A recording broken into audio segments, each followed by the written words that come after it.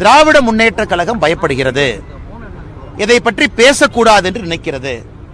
பேசும் பொழுது திமுகவிற்கும் கள்ளச்சாராயத்துக்கும் இருக்கக்கூடிய தொடர்பு வெளியே வந்துவிடும் என அஞ்சுகிறது. ஊர் ரெண்டு வட்டா கூத்தாடி கொண்டாட்டங்கிற மாதிரி எதை வேணாலும் பேசிடுறா. அதெல்லாம் விடுங்கண்ணா. முதலமைச்சர் ஏன் கள்ளக்குறிச்சிக்கு போகல?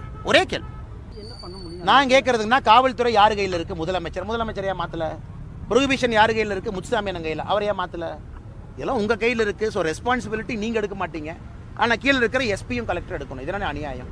சிஎம் பதவினா என்னன்னு தெரியுமா எவனுக்கு? வந்து பார், ஒரு நாளைக்கு எத்தனை பேர் என்ன வந்து சந்திக்கிறாங்கன்னு.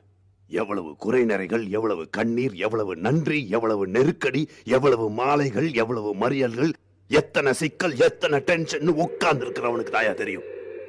எதையும் எடுத்தோமா கவுத்தோமான்னு முடிவெடுக்க முடியாது. இந்த தொலை நோக்கோட நாளைக்கு யாருக்கும் எந்த பாதிப்பும் வராத மாதிரி தான் முடிவெடுக்க முடியும்.